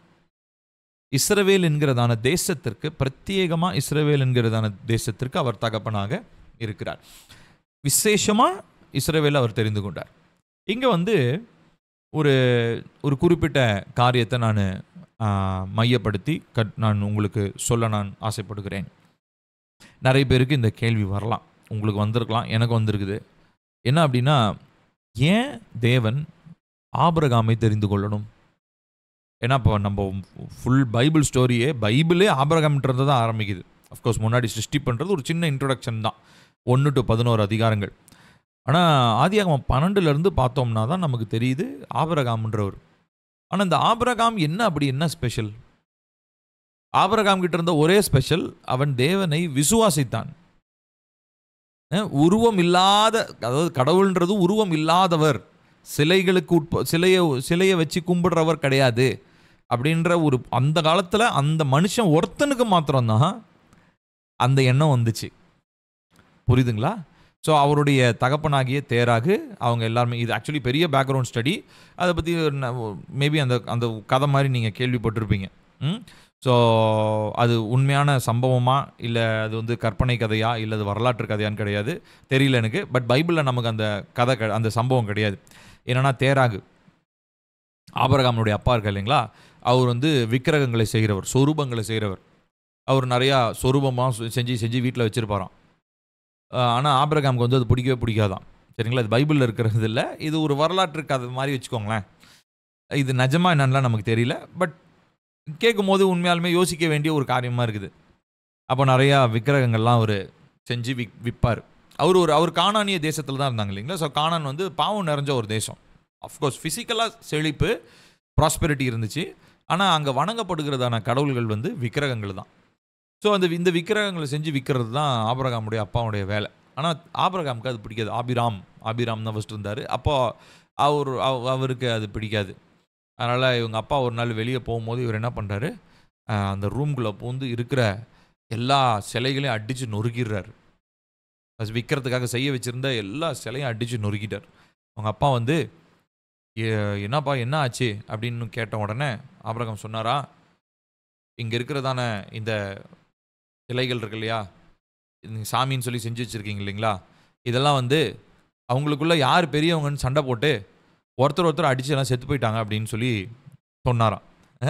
உடனே அவங்க அப்பா சொன்னாரா, டேய் முட்டாள், அது சிலை, சரி எப்படி அது ஒருத்தர் ஒன்று எப்படி அடிச்சுக்கும், எப்படி ஒன்று சண்டை போடும், அது சிலை, அது கல் அப்படின்னாராம். அப்போ தான் ஆபிரகாம் சொன்னாராம், இது கல் சிலைன்னு தெரிஞ்சு இதை கடவுள்னு சொல்கிறீங்களா, அப்போ யார் முட்டாள் அப்படின்னு சொல்லி கேட்டாராம். ஸோ இது வந்து ஒரு வேடிக்கையான ஒரு கதையாக சொல்லப்பட்டிருக்கிறது. அது வரலாற்று கதையா, வரலாற்று சம்பவமா, நிஜமாக கதையான்னு நமக்கு தெரியல. But somehow it makes sense. இப்போ நான் ஏன் சொல்கிறேன்னா, அந்த ஒரு மனுஷன் கவனிச்சு பார்க்கணும், நோவாவை கூட, நோவா கிட்ட இருந்து கூட கர்த்தர் அந்த ப்ராமிஸ் ஆரம்பிக்கல. வெள்ளத்துக்கு அப்புறம் நோவா இருந்தார். அதில் வந்து சேம் காம் யாப்பேத்து இருந்தாங்க. அதில் ஒருத்தனுக்கு வந்த சந்ததியில் தான் ஆபிரகாம். ஸோ அப்போ நோவா காலத்திலிருந்தே கர்த்தர் எப்படி இருந்திருப்பாருன்னு நான் நினைக்கிறேன் அப்படின்னா, உண்மையான தேவனை விசுவாசத்தினுடைய அடிப்படையில் தேடுற ஒரு மனுஷனாச்சும் இந்த பூமியில் இருக்கிறானான்னு தேடி இருப்பாருன்னு நினைக்கிறேன். அப்படி தேடி கண்டுபிடிக்கப்பட்ட ஒரு மனுஷன் தான் யாரு? ஆபிரகாம். ஒருவேளை ஆபிரகாம் இந்தியாவில் இருந்ததுனால இந்தியாவை தேர்ந்தெடுத்திருப்பாரு. லைக் நான் சொல்றது உங்களுக்கு புரியும்னு நினைக்கிறேன். அவர் அந்த ஏரியாவில் இருந்தார். காரணம், ஆபிரகாம் தெரிந்தெடுக்கப்பட்டதுக்கான ரீசன் என்ன? அவர் விசுவாசித்தார், அது அவருக்கு நீதியாக எண்ணப்பட்டது. நம்ம வசனத்தில் நம்ம வாசிக்கிறோம். ஸோ இப்போ இந்த தேசம் உருவானதுக்கான காரணம் இதுதான். ஸோ முதல்ல ஒரு மனுஷன் விசுவாசிச்சார். ஸோ அப்போ நிறைய பேர் இந்த இடத்துல கேள்வி கேட்டிருக்காங்க. எனக்கும் அந்த கேள்வி வந்திருக்குது. என்ன அப்படின்னா, ஏன் இஸ்ரவேல்னா ஒரு தேசம்? ஏன் எல்லாரையும் தானே தேவன் நேசிக்கிறாரு? இந்தியாவில் இருக்கிறவங்களையும் தேவன் நேசிக்கிறாரு, சீனாவில் இருக்கிறவங்க தேவன் நேசிக்கிறாரு, ஆப்பிரிக்காவில் இருக்கிறவங்களும் தேவன் நேசிக்கிறாரு. ஆனால் ஏன் இஸ்ரவேலை மாத்திரம் கர்த்தர் தெரிந்து கொள்ளணும்? இஸ்ரவேலரை மாத்திரம் ஏன் வாக்குத்தத்தத்தின் பிள்ளைகள்னு சொல்லணும் அப்படின்னா, அதற்கு ஒரு சின்ன ஒரு உதாரணம் நம்ம புரிந்து கொள்ளணும். இப்போ ஒரு அப்பா இருக்கிறாருன்னு வச்சுப்போமே. ஒரு அப்பாவுக்கு 5 பிள்ளைங்க. சரியா? ஒரு அப்பாவுக்கு 5 பிள்ளைங்க. அப்பா என்ன பண்ணுறாரு அப்படின்னா, வேலை முடிச்சுட்டு வீட்டுக்கு வரும்போது ஒரு கேக் வாங்கிட்டு வர்றார். அதில் பெரிய கேக்காக வாங்கிட்டு வர்றார். இவ்வளோ பெரிய கேக் வாங்கிட்டு வர்றார். இந்த கேக் வாங்கிட்டு வந்துட்டு வீட்டில் கொடுத்து, இந்த எக்ஸாம்பிள் நான் ஏற்கனவே சொல்லியிருக்கேன். பைபிள் காலேஜ் டீச் பண்ணும்போதெல்லாம் நான் நிறைய தடவை சொல்லியிருக்கேன். ஒரு கேக்கை எடுத்துகிட்டு வந்து வீட்டில் கொடுத்து 5 பேர்கிட்ட பசங்கிட்ட பிரித்து சாப்பிடுங்கப்பா அப்படின்னு சொல்லலாம். இன்னொரு பக்கம், ஐயோ இவனுங்களாம் அடிச்சுக்குவானுங்க, அதனால் என்னத்துக்கு வம்பு, ஆளாளுக்கு என்ன பண்ணிவிடுவோம், தனித்தனி கேக்காக வாங்கிட்டு போய் கொடுத்துடலாம். ஸோ 2 விதத்தில் அவர் பண்ணலாம். ஒன்று, ஒரே கேக்கை வாங்கிட்டு போய் ஒருத்தர்கிட்ட கொடுத்து எப்பா ஸ்ப்ளிட் பண்ணி சாப்பிடுங்க. இல்லைனா 5 கேக்கை வாங்கிட்டு போயிட்டு தனித்தனியாக கொடுத்து தனித்தனியாக உட்காந்து சாப்பிடுங்கடா, சண்டை போடாமல் உட்காந்து சாப்பிடுங்கடா அப்படின்னு சொல்லலாம். ஆனால் சண்டை போடாமல் இருக்கிறது முக்கியம் கிடையாது. ஒற்றுமை வளர்க்கக்கூடிய ஆப்ஷன் எதுங்க? ஒரே கேக் வாங்கிட்டு போடுறது தான். கரெக்டுங்களா? ஸோ ஒரே கேக் வாங்கிட்டு போகும்போது மூத்தவர்கிட்ட கொடுக்குறாருன்னு வச்சுப்போமே, அவர் மூத்தவர் என்ன பண்ணுவார், மிச்சம் இருக்கிற 4 சகோதரர்களுக்கு அவர் என்ன பண்ணுவார், பங்கிட்டு கொடுப்பார்.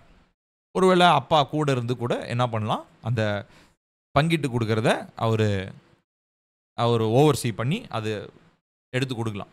இப்போது இதே மாதிரி தான். ஸோ அப்போ அந்த ஃபஸ்ட்டு ஆப்ஷன், அதாவது ஒற்றுமையை வளர்க்கக்கூடிய ஆப்ஷன் எதுங்க? ஒன்றா கொடுத்து ஒருத்தர்கிட்ட கொடுத்து ஒருத்தர்கிட்ட இருந்து மற்ற எல்லாருக்கும் அது பங்கிடப்படும் பொழுது அவங்களுக்குள்ள ஒரு ஒற்றுமையை ஏற்படுத்தும் இல்லைங்களா? இந்த புரிதல் தான் இஸ்ரவேலை பிரத்யேகமாக தேவன் தெரிந்து கொண்டதுக்கான ஒரு அடிப்படையான ஒரு புரிதல். இஸ்ரவேலை தெரிந்து கொண்டது இஸ்ரவேலை மாத்திரம் பரலோகத்துக்கு கூட்டு போகிறது கிடையாது. இஸ்ரவேலின் மூலமாக ரட்சிப்பு முழு உலகம் எங்கும் பரவணும். புரியுதுங்களா? ஸோ அதுக்கு காரணகர்த்தாவாக இருந்தவர் யாரு? விசுவாசத்தில் இருந்ததான, விசுவாசத்தை ஆரம்பித்ததான நம்ம ஆபிரகாம், தகப்பனாகிய ஆபிரகாம். புரியுதுங்களா? ஸோ இப்போ அவர் மூலமாக என்ன நடந்துச்சு? விசுவாசம் வந்தது. அவர் இஸ்ரவேலுக்கு அவர் என்னவா மாறினாருங்க? அவர் ஒரு முக்கிய காரணம். அவர் தான் தகப்பன்னு சொல்கிறோம். ஆனால் அவருடைய தகப்பன் தேவன் தான். ஆனால் அவர் ஃபெய்த், விசுவாசத்தில் அவர் ஒரு பெரிய தகப்பன். அவர் மூலமாக தான் இஸ்ரவேலுக்கு அவர் தகப்பனாக பார்க்கப்பட்டார். புரியுதுங்களா? ஸோ இதை தான் நம்ம என்ன சொல்கிறோம் அப்படின்னா, இஸ்ரவேலுக்கு அவர் தகப்பன். ஸோ முதலாவது பார்த்தோம், முழு சிருஷ்டிப்புக்கு அவர் தகப்பன், இஸ்ரவேலுக்கு அவர் தகப்பன். ஸோ இது நிறைய விஷயங்கள், இந்த மாதிரி நிறைய விஷயங்கள் பார்த்திங்கன்னா பழைய ஏற்பாட்டில், புதிய ஏற்பாட்டில் வெளிப்படுத்தப்படுகிற அநேக போதனைகளும் உபதேசங்களும் பழைய ஏற்பாட்டில் விதை அளவில் சின்ன சின்னதாக அங்கங்கே என்ன பண்ணப்பட்டிருக்குதுங்க, விதைக்கப்பட்டிருக்கிறது. ஸோ ஓல்ட் டெஸ்டமெண்ட் உங்களுக்கு ஏற்கனவே நான் போன இதில் நான் சொன்னேன்னு நினைக்கிறேன், இல்லை இந்த ஸ்லைடில், ஐ மீன் இந்த டாப்பிக்கில் தான் நான் சொன்னேன்னு நினைக்கிறேன். ஸோ பழைய ஏற்பாடு புதிய ஏற்பாட்டில் வெளிப்படுத்தப்பட்டிருக்கிறது, புதிய ஏற்பாடு பழைய ஏற்பாட்டில் மறைந்திருக்கிறது அப்படின்னு சொல்லி நான் சொன்னேன் இல்லையா? ஸோ அந்த காரியத்தை நீங்கள் மறந்துட்டீங்களா? நான் உங்களுக்கு ஏற்கனவே ஃபஸ்ட்டு நான் சொன்னேன்னு நினைக்கிறேன். இதில் சொன்னேன்னா, இதுக்கு முன்னாடி இருக்கிறத சொன்னான்னு ஞாபகம் இல்லை எனக்கு.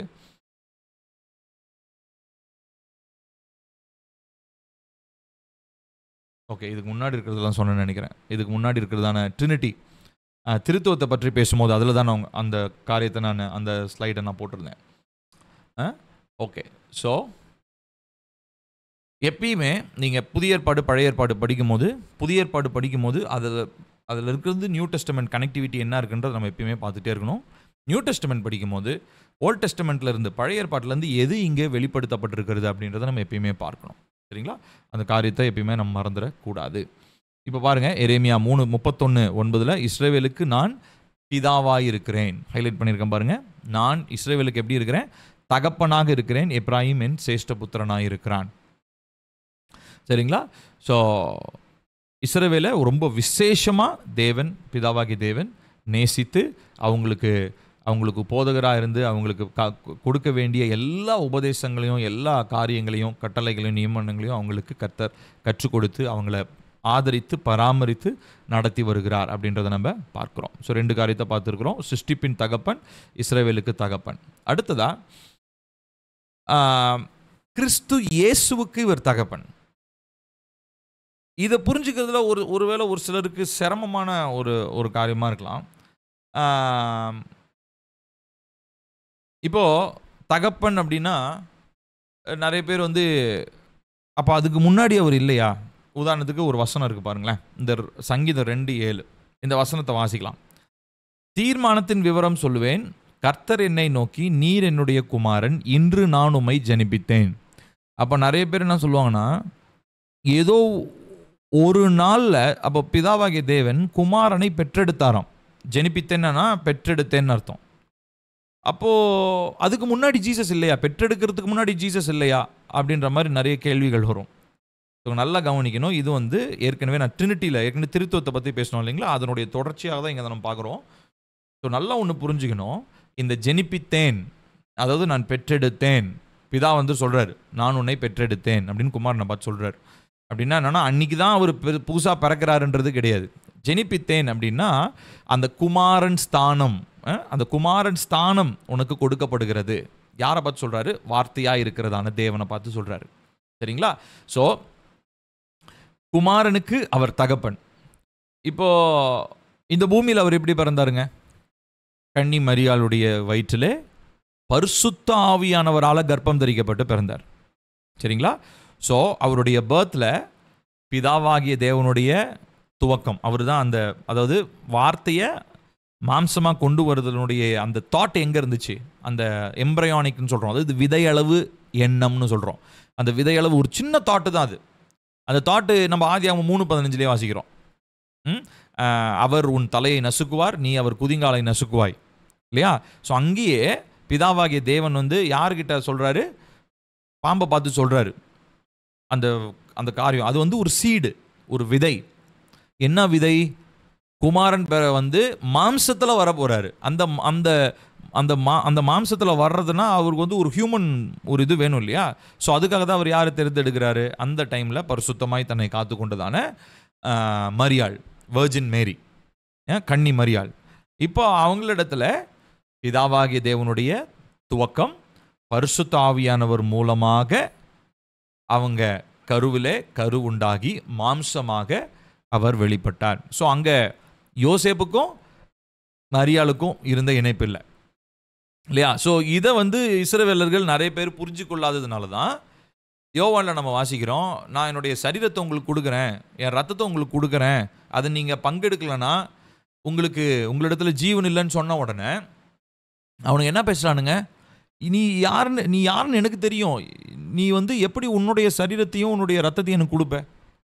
ஏன்னா அவங்கள பொறுத்த வரையும் யோசேப்புக்கும் மரியாளுக்கும் பிறந்த பையனாக தான் அவங்க பார்த்தாங்க. அதாவது அந்த விஷயம், அதாவது கன்னி மரியாள் பரிசுத்த ஆவியானவரால் கர்ப்பம் அடைந்து இயேசுவை பெற்றெடுத்தாங்கன்ற விஷயம், இந்த விஷயத்தினால நமக்கு புரிய வருது. யாருக்குமே அப்போ வரைக்குமே இயேசு கிறிஸ்து பெருசாகி ஊழியம் செய்கிற வரைக்குமே யாருக்கும் தெரியல. நான் சொல்கிறது உங்களுக்கு புரியுதுங்களா? ஸோ மரியாளுக்கு மட்டும்தான் தெரிஞ்சிருக்குது, மரியாளுக்கு மட்டும்தான் தெரியும். அதுக்கப்புறம் யோசேப்பு பற்றி நமக்கு கதையே இல்லை. ஸோ வரலாற்று பிரகாரம் யோசேப்பு வந்து இயேசு கிறிஸ்து ஊழியத்துக்கு வர்றதுக்கு முன்னாடி யோசேப்பு மரித்து விட்டார். அதுக்கப்புறம் இயேசுவுக்கு சகோதரர்கள் இருந்தாங்க, சரிங்களா? அந்த அவருடைய சகோதரர்களில் ஒருத்தங்க தான் யாக்கோபு என்கிறதான அந்த நிருபத்தை எழுதினவர், அப்புறம் யூதா என்கிறவர். இவங்கெல்லாம் வந்து இயேசுனுடைய சகோதரர்கள், பிரதர்ஸ். ஆனால் இதை வந்து கத்தோலிக்கர்கள் ஏற்றுக்கொள்ளவே மாட்டாங்க. கத்தோலிக்கர்கள் வந்து இதை ஏற்றுக்கொள்ளவே மாட்டாங்க. அதாவது வெர்ஜின் மேரி வந்து வெர்ஜினாவே, அதாவது ஒரு ஆணை சேராமலே அவங்க மரித்து போயிட்டாங்கன்னு சொல்லி சொல்லுவாங்க. ஆனால் அது முற்றிலும் தவறானது. வேதத்தின் அடிப்படையில் அது முற்றிலும் தவறானது. பரிசுத்த ஆவியானவரால் கர்ப்பம் தரிக்கப்பட்டு இயேசு கிறிஸ்து பிறந்ததுக்கு அப்புறம் யோசேப்பும் மரியாளும் இணைந்து பிள்ளைகளை பெற்றெடுத்தார்கள். சகோதரர்கள் பிறந்தார்கள். அந்த சகோதரர்களே முக்கியமானவர்கள் யாக்கோபு, யூதா. கலாத்தியர் நிருபத்தில் கூட அப்போஸ்தலனாகிய பவுல் அதை பற்றி பேசுவார். ஆண்டவரின் சகோதரனாகிய யாக்கோபு அப்படின்னு சொல்லி வரும். ஸோ இங்கே நம்ம புரிந்து கொள்ள வேண்டிய ஒரு காரியம், இப்போ பிதாவாகிய தேவன் வந்து அப்பா, அதாவது லிட்ரல் அப்பா அப்படின்றத விட நம்ம இதை எப்படி சொல்லணும்னா, அவருடைய எண்ணத்திலிருந்து உருவான ஒரு மீட்பின் திட்டம். இப்போ இப்படி ஒரு மாம்சத்தில் வெளிப்பட்டு அந்த மாம்சத்தில் அவர் ரத்தம் சிந்தி பலியாகி மக்களை என் பக்கமாக, நான் என் சாயலில் உருவாக்கினதான மக்களை என் பக்கமாக ரட்சிப்பதற்கான ஒரே வழி மாம்சத்தில் வெளிப்படுகிறதான என்னுடைய குமாரன். என்னுடைய குமாரன்னு அவர் சொல்லும் போது, நான் உண்மை ஜெனிப்பித்தேன்னு சொல்கிறார் இல்லைங்களா? அவர் சொல்லும் போது என்ன அப்படின்னா, லிட்ரலாக என்னைக்கோ ஒரு நாள் பிறந்தாரு அப்படின்றது கிடையாது. நிறைய பேர் அப்படி நினச்சிக்குவாங்க. அப்போ அதுக்கு முன்னாடி ஜீசஸ் இல்லையா அப்படின்னா கிடையாது. ஜீசஸ் வந்து ப்ரீ எக்ஸிஸ்டன்ஸ்ன்னு சொல்கிறோம், அதாவது முன்பே இருந்தவர். சரிங்களா? இப்போ அடுத்து நம்ம குமாரனை பற்றி அடுத்த எபிசோட்ஸில் படிப்போம். அதில் வந்து முக்கியமான ஒரு கான்செப்ட் அது. ஸோ அவர் என்னைக்கோ ஒரு நாள் பிதாவினாலே பிறந்தவர் அல்ல. பிதா எப்படி துவக்கமும் முடிவும் இல்லாமல் இருக்கிறாரோ அதே போல இயேசுவும் எப்படிதான். ஆனால் இயேசுன்ற பேர் தான் இங்கே வந்துச்சு. ஆனால் முதல்ல இருந்தே அவருடைய சுபாவம் எப்படி தான் இருந்ததுங்க, துவக்கமும் முடிவும் இல்லாமல் இருந்தார். புரியுதுங்களா? ஸோ அதே மாதிரி பரிசுத்த ஆவியானவரும் துவக்கமும் முடிவும் இல்லாமல் இருக்கிறாங்க. 3 பேருக்குமே துவக்கமும் இல்லை, முடிவும் இல்லை. இது நம்ம ட்ரினிட்டியில் புரிந்து கொள்ள வேண்டிய அடிப்படையான ஒரு காரியம். ஸோ இன்று நான் உன்னை ஜெனிப்பித்தேன் அப்படின்னா, எனக்கோ ஒரு பர்த்டே வந்தது, அந்த டேல தான் ஜீசஸ் குமாரன் வெளிப்பட்டார் அப்படின்ற ஒரு புரிதலுக்குள்ள, ஒரு தவறான புரிதலுக்குள்ள நம்ம போயிடக்கூடாது. புரியுதுங்களா? ஸோ இந்த அதான் நான் போட்டிருக்கேன் பாருங்க, டே அப்படின்றது அது ஒரு இட்டர்னல், அதாவது காலகாலமாய் நித்திய காலமாய் நான் உம்மை பெற்றெடுக்கிறேன் அப்படின்றதான் அதனுடைய அர்த்தம். புரியுதுங்களா? நான் அதுதான் இங்கே நான் விளக்கமாக போட்டிருக்கிறேன். புரியுதுங்களா? இப்போ நான் இது வரைக்கும் சொன்னது புரிஞ்சுதுங்களா? ஒரு தம்ஸ் அப் தரீங்களா? Okay, super, thank you thank you. Yes, okay, சரி, புரிஞ்சிருக்கும்னு நினைக்கிறேன். அப்போது குமாரனுடைய காரியத்தை பற்றி நம்ம பார்த்தோம். அவர் குமாரனுக்கு தகப்பனாக இருக்கிறார். யோவான் 5:17 பாருங்க, இயேசு அவர்களை நோக்கி, என் பிதா இதுவரைக்கும் கிரியை செய்து வருகிறார், நானும் கிரியை செய்து வருகிறேன் என்றார். ஸோ இங்கே ஜீசஸ் காட் த ஃபாதர், பிதாவாகிய தேவனை என்னுடைய அப்பா, என் அப்பா இது வரைக்கும் கிரியை செய்கிறாரு, நானும் கிரியை செய்கிறேன் அப்படின்னு சொல்லி அவர் சொல்கிறத நம்ம பார்க்குறோம். சரிங்களா? ஸோ பாருங்கள், மை, நான் அது ஒரு சின்ன விளக்கம் போட்டிருக்கேன். மை அப்படின்றதுக்கு கிரேக்க வார்த்தையில் இடியோஸ் அப்படின்னு சொல்லி போட்டிருக்கு. ஸோ இடியோஸ் அப்படின்னா என்ன அர்த்தம் அப்படின்னா, பாருங்கள், மை ஃபாதர் ஆஃப் ஹூம் ஐ ஆம் ஐடென்டிக்கல், பிதாவை போல இருக்கிறதான நான், பிதாவை போலவே இருக்கிறதான நான். ஸோ அப்போது நிறைய பேர் வந்து, நான் ஏற்கனவே சொல்லியிருக்கேன் இல்லைங்களா, அந்த இஸ்லாமியர்கள்லாம் கேள்விப்பாங்க, இயேசு கிறிஸ்து எங்கே வந்து நான் தெய்வம்னு நான் சொல்லியிருக்கிறாரு, நான் கடவுள் அப்படின்னு என்னைக்காக சொல்லியிருக்காரா? பல இடங்களில் சொல்லியிருக்காரு. இதுதான், இந்த வசனம் தான் ரொம்ப முக்கியம். இயேசுகளை நோக்கி என் பிதா அப்படின்னும் போது, இந்த என் பிதா அப்படின்றது அந்த எண்ணுன்ற வார்த்தை இருக்கு இல்லைங்களா, அந்த வார்த்தையினுடைய மூல பாஷையை போய் படிங்கப்பா அப்படின்னு சொல்லணும். இவனுங்கெல்லாம் சும்மா டிரான்ஸ்லேட் பண்ண பைபிள் இங்கிலீஷ்லையும் வேறு லாங்குவேஜ்லையும் படிச்சுட்டு வந்து நம்மக்கிட்ட கதை விட்டுக்கிட்டு இருப்பாங்க. சரிங்களா? ஸோ அந்த மாதிரி கேள்வி கேட்குறவங்களாம் பார்த்து நம்ம பயப்படக்கூடாது. நம்ம சரியான நம்பிக்கையில் தான் இருக்கிறோம். சரியான உபதேசங்கள் தான் நமக்கு போதிக்கப்படுகிறது. கர்த்தருடைய வார்த்தை சரியான காரியங்களை தான் நமக்கு கர்த்தருடைய ஆவியானவரும் வார்த்தையின் மூலமாக நமக்கு போதிக்கிறார். ஸோ அதனால் இந்த மாதிரி நிறைய, நான் சொன்னேன் இல்லைங்களா, இந்த யெகோவா சாட்சிகள், இந்த ட்ரினிட்டி பற்றி பேசும்போது சொன்னேன், இந்த யெகோவா சாட்சிகள், அதுக்கப்புறம் இந்த இஸ்லாமியர்கள், இவங்கெல்லாம் வந்து நம்மளை குதர்க்கமாக, அதாவது ஒழுங்காக இந்த மாதிரி சத்தியங்கள்லாம் நம்ம தெளிவில்லைன்னா அவங்க வந்து ஈஸி நம்ம சாப்பிட்டு போயிடுவாங்க. நான் சொன்னல, எங்கள் சர்ச்சில் ஒரு சகோதரர் ஒருத்தர் வந்தார், பைபிள் ஸ்டடியில் கவனிக்க மாட்டார், பேசிக்கிட்டே இருப்பார். டவுட்டுன்ற பேரில் ஒரு சின்ன குரூப்பாக இருந்தனால அவர் பேசுவார். பெரிய வயசில், என்னோட வயசில் பெரியவர், அப்படியே பேசி பேசி நிறைய நேரம் நான் பேச முடியாமையே போயிடும். நிறைய நேரம் நான் பேச முடியாமல் போயிடும். கடைசியில் ஒரு நாள் சர்ச்சுக்கு வராமல் போனார். ஒரு 6-7 மாதத்துக்கு கழிச்சு அவரை பார்த்தா யெகோவா சாட்சிகளை போய் சேர்ந்துட்டார். என்னன்னு சொல்கிறது நம்ம? ஸோ அப்போது இந்த காரியங்களில் நமக்கு தெளிவு இல்லாதது தான் காரணம். சரிங்களா? ஸோ அப்போது என்னுடைய தகப்பன், என் பிதா அப்படின்னு ஜீசஸ் சொல்கிறதுக்கான அடிப்படையான காரணம் என்ன? என் பிதாவை போலவே நானும் இருக்கிறேன் அப்படின்றதான ஒரு தெளிவை இங்கே ஆண்டவராகிய இயேசு கிறிஸ்து சொல்லுகிறத நம்ம பார்க்குறோம். அது பிதாவுக்கு நான் சமம் அப்படின்றத அவர் பேசுகிறார். சரிங்களா? ஸோ அதை வந்து ஆண்டவராகிய இயேசு கிறிஸ்துனுடைய வார்த்தைகளிலும் அவருடைய போதனைகளிலும் அவர் சொல்லுகிறத நம்ம பார்க்குறோம். சரிங்களா? ஸோ அப்போ பல இடங்களிலே தேவன் அப்படின்றத சொல்கிறத விட ஜீசஸ் வந்து இந்த பூமியில் இருந்த, நீங்கள் 4 சுவிசேஷங்களை படிச்சு, மத்தேயு, மார்க்கு, லூக்கா, யோவான், அதிகமாக தேவனை எப்படி தான் அவர் ரெஃபர் பண்ணுவார்னா பிதா அப்படின்னு தான் ரெஃபர் பண்ணுவார், அப்பா அப்படின்னு தான் ரெஃபர் பண்ணுவார். சரி, அடுத்ததா ஸோ அப்போ 3 காரியங்களை பார்த்துருக்கோம். முதலாவது அவர் சிருஷ்டிப்பின் தகப்பன், 2வதா அவர் இஸ்ரவேலின் தகப்பன், அடுத்து 3வதாக அவர் இயேசுவின் தகப்பன், அடுத்ததாக நாம் பார்க்கிறோம் அவர் ஒரு பாதுகாக்கிற தகப்பன். அவர் என்ன பண்ணுறாருன்னா எல்லாரையும் பாதுகாக்கிற தேவன். ரொம்ப முக்கியமாக ஒடுக்கப்படுகிறவர்களை, சிறுமைப்படுத்தப்படுகிறவர்களை பாதுகாக்கிறதான நல்ல தகப்பனாக அவர் இருக்கிறார். சங்கீதம் 68:5, தம்முடைய பரிசுத்த வாசஸ்தலத்தில் இருக்கிற தேவன் திக்கற்ற பிள்ளைகளுக்கு தகப்பனும் விதவைகளுக்கு நியாயம் விசாரிக்கிறவருமாய் இருக்கிறார். பாருங்க, ரொம்ப அழகான ஒரு வார்த்தை, திக்கற்ற பிள்ளைகளுக்கு தகப்பன். So is a father for all those who are abreast. அதாவது ரொம்ப சிறுமைப்படுத்தப்பட்டு கட்டுப்படுத்தப்படுகிறதான மனிதர்கள், அவர்கள் எல்லாருக்கும் அவர் தகப்பனாக இருக்கிறார்.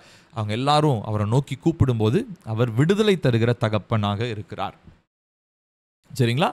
ஸோ அதில் இந்த வசனத்தை வச்சுட்டு நிறைய பேர் இவ்விதமாக பேசுகிறவங்க உண்டு. அப்போது திக்கற்ற பிள்ளைகளுக்கு தகப்பனாக இருக்கிறார், அப்போ திக்கற்ற பிள்ளைகள்லாம் வந்து திக்கற்றவங்களாம் இருந்தால் போதும், பிதாவானவர் வந்து அவங்கள ரட்சித்து கூப்பிட்டுட்டு போயிடுவாரா அப்படின்றதெல்லாம் கிடையாது. நான் உங்களுக்கு ஏற்கனவே சொன்னது தான். அதாவது அவர் நம்ம எல்லாரையும் பிள்ளைங்களாம் பார்க்குறாரு, ஆனால் நம்ம அவரை தகப்பனாக ஏற்றுக்கொள்கிறோமன்றது தான் முக்கியம். ஸோ அந்த தகப்பனாக ஏற்றுக்கொள்கிறதும் யார் மூலமாக? கலாத்தியல வாசித்தோம், இயேசு கிறிஸ்துவின் மேலே இருக்கிற விசுவாசத்தின் மூலமாக தான் நம்ம புத்திரர்கள், பிள்ளைகள் ஆகியிருக்கிறோம் அப்படின்றத நம்ம புரிந்து கொள்ள வேண்டும். ஓகேங்களா? சரி, அப்போது இந்த காரியத்தில் நம்ம தெளிவாக இருக்க வேண்டும். அடுத்ததாக மீட்கிறதான தகப்பன், மீட்பை தருகிறதான தகப்பன். இதில் இந்த புதிய ஏற்பாட்டில் தான் நம்ம அந்த மீட்பு அப்படின்றதான கான்செப்டை நம்ம புதிய ஏற்பாட்டில் தான் நம்ம பார்க்குறோம். இது ரொம்ப ரொம்ப ஒரு அழகான ஒரு காரியம். சரிங்களா? ஸோ இதோட நம்ம இந்த டாப்பிக்கை நம்ம நிறுத்த போகிறோம். அடுத்த கிளாஸ்லையும் நம்ம பிதாவாகி தேவனை பற்றி நம்ம டீட்டெயிலாக பார்க்க போகிறோம். இப்போது இந்த மீட்பு அப்படின்றது எதற்காக? அப்போது மீட்புனா ஏதோ ஒன்றில் அவங்க பிதாவை விட்டு, அப்பாவை விட்டு தூரம் போயிட்டாங்கன்னு அர்த்தம். இப்போ ஒரு அப்பா பிள்ளையை போய் காப்பாற்றிட்டு வரேன் அப்படின்னாருன்னா அப்போ என்ன அர்த்தம்?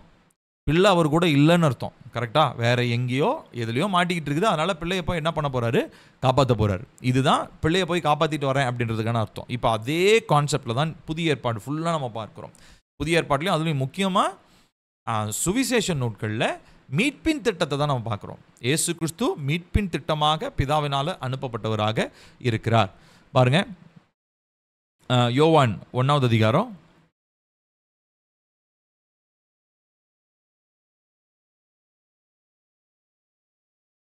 12-13 வசனங்கள்.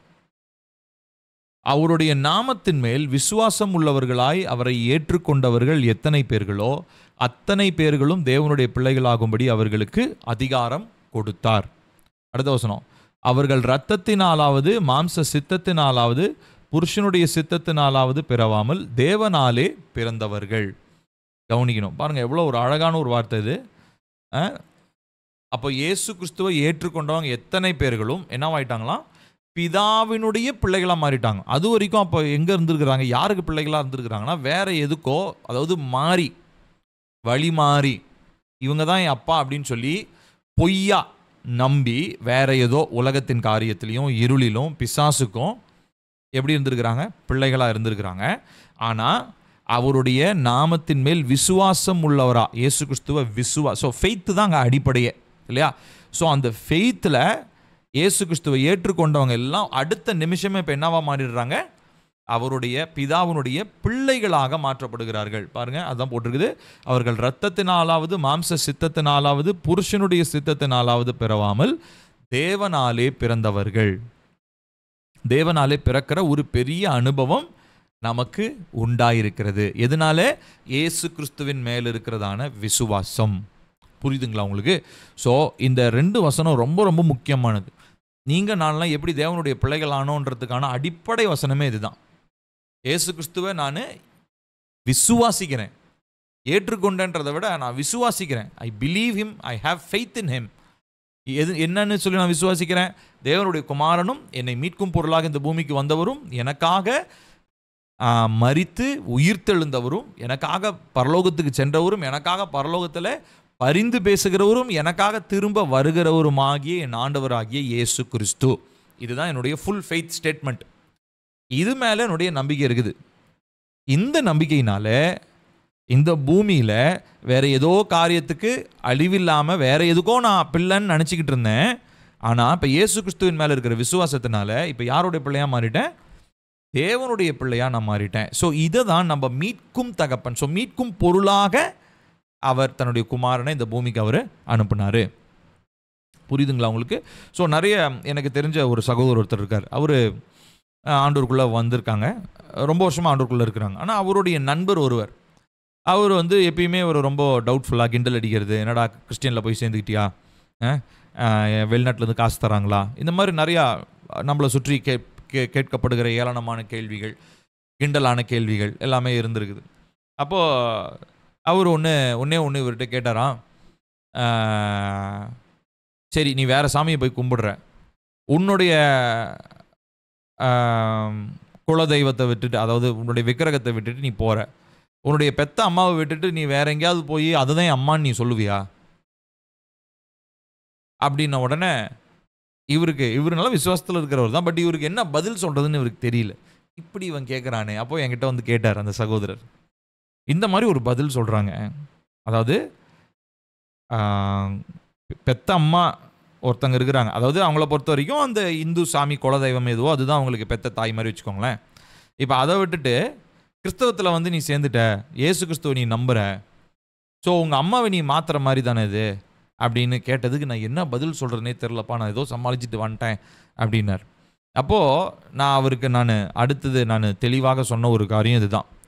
அப்போ என்ன அப்படின்னா, இது வரைக்கும் நீ நம்பினதே உன்னுடைய உண்மையான அப்பாவா அம்மாவா இல்லைன்னா யோசிச்சுப்பார். இது வரைக்கும் குலதெய்வத்தை உன்னுடைய சாமின்னு சொல்கிற, உன்னுடைய அம்மானு சொல்கிற, அம்மாவோ அப்பாவோ யாரோ ஒன்று, உங்கள் அம்மா விட்டு போகிற மாதிரின்னு சொல்கிறீங்களா?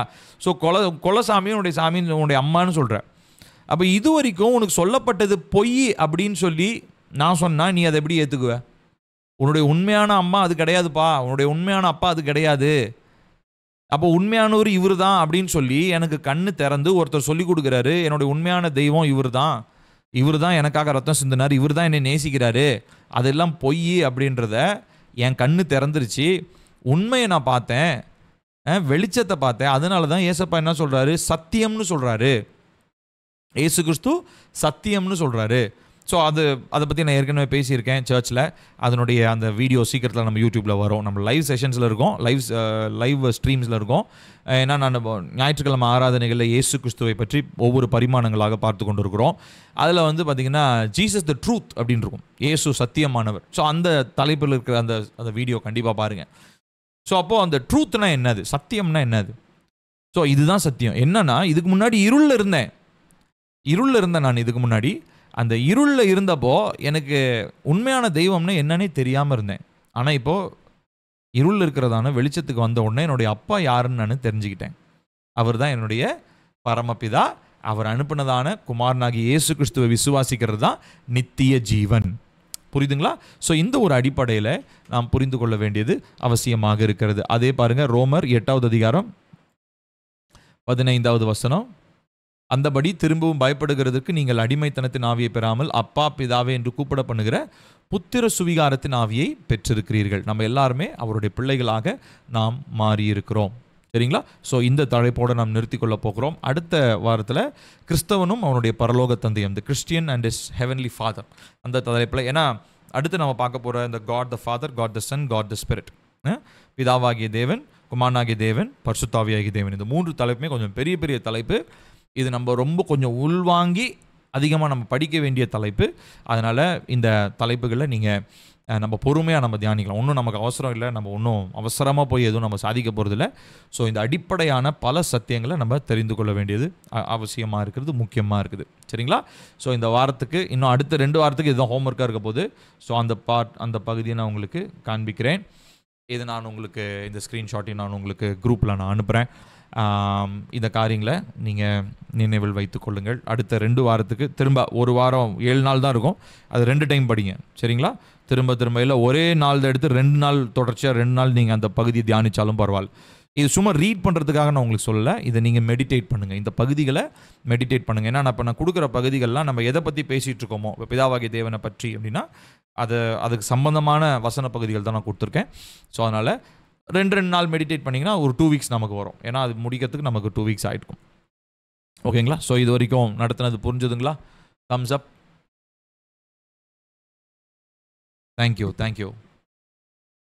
தேங்க்யூ.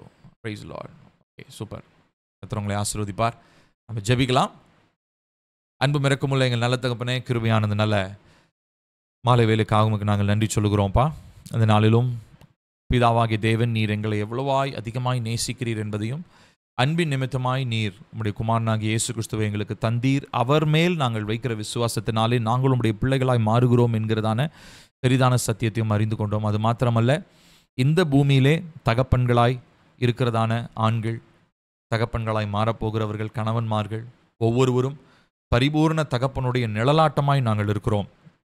ஆகையினாலே பரிபூர்ண தகப்பன் உம்முடைய நாமத்தின் மேலே மேலே இயேசு கிறிஸ்துவின் மூலமாய் மீது இருக்கிறதான அந்த நம்பிக்கையிலும் அந்த அறிவிலும் நாங்கள் வளரவும், அந்த தகப்பன்றதான அந்த முழுமையை இந்த பூமியிலே சரியாக எங்கள் குடும்பத்திற்கு நாங்கள் வெளிப்படுத்துகிறவர்களாகவும் கர்த்தர் எங்களை மாற்றும். ஒருவேளை எங்களுடைய குடும்பங்களிலே உடைந்து போன குடும்பங்கள், புரோக்கன் ஃபேமிலிஸில் இந்த மாதிரி மாதிரியாய் இருக்க தவறினதான கணவன்மார்களை கர்த்தர் ரட்சிங்க. எங்களுடைய குடும்பங்களில் ஒருவேளை நல்ல தகப்பன்களாய் இல்லாமல் போனதான தகப்பன்மார்கள், கணவன்மார்களை குறித்து பாரத்தோடு இருக்கிற பிள்ளைகள், மனைவிகள், அவங்களுடைய கண்ணீரின் ஜெபத்தை கேட்டு, அப்பா எங்கள் வீட்டில் இருக்கிறதான தகப்பன்மார்கள் இந்த பூமியிலே பிதாவினுடைய அந்த பரிபூர்ணத்தினுடைய ஒரு சாயலை வெளிப்படுத்துகிறவர்களாக, உங்களுடைய முழுமையை வெளிப்படுத்த முடியாது, ஆனால் உங்களுடைய சாயலை இந்த பூமியில் வெளிப்படுத்த முடியும். அப்படிப்பட்ட நல்ல தகப்பன்மார்களா, உங்களை அறிந்தவர்களா, வசனத்தில் தேறினவர்களா, தேவனுக்கு முன்பதாக சாட்சியுள்ள ஒரு வாழ்க்கை வாழ்கிற தகப்பன்மார்களா ஒவ்வொரு ஆண்களையும் கர்த்தர் உருவாக்குவீராக. நல்ல தகப்பன்மார்களா ஒவ்வொரு குடும்பத்திற்கும் கர்த்தர் தாங்க. தூரமாக இருந்து குடும்பத்தை விட்டு பிரிந்திருக்கிற தகப்பன்மார்களை கர்த்தர் தொட்டு ரட்சிங்க. குடும்பத்தோடு இணைஞ்சிருக்கணும்ப்பா. சாட்சி உள்ள மாதிரியான ஒரு குடும்பத்தை வாழ கர்த்தர் உதவி செய்யும். தொடர்ந்து இந்த வசன பகுதியில் நம்முடைய பிள்ளைகள் தியானிக்கும் பொழுது கர்த்தருடைய ஆவியானவர் நீர் அவர்களோடு கூட பேசுவீராக. கர்த்தருடைய ஆவியானவர் நீர் அவர்களோடு பேசி கர்த்தாவே அந்த பரிபூர்ணத்தை இந்த பூமியில் நிழலாட்டமாய் வாழ்ந்து காண்பிக்க ஒவ்வொருவருக்கும் கர்த்தர் உதவி செய்யும். நீர் மாத்திரம் உயர்ந்திரும். எல்லா துதியும் கனமும் மகிமையும் உமக்கே செலுத்துகிறோம். இயேசுவின் நாமத்தில் கேட்கிறோம் எங்கள் ஜீவனுள்ள நல்ல பிதாவே. ஆமேன், ஆமேன், ஆமேன். Good night, God bless you. நம்ம அடுத்த வாரம் ஷார்ப்பாக 7 o'clock ஆரம்பிச்சிருவோம். 7 o'clock கரெக்டாக டைமுக்கு ஜாயின் பண்ணுங்கள். இப்போது இந்த ஹோம்ஒர்க்குடைய இந்த ஸ்க்ரீன்ஷாட்டையும் இந்த வீடியோ நான் உங்களுக்கு அனுப்புகிறேன். அடுத்த வீக் நம்ம மீட் பண்ணலாம். பை. God bless you.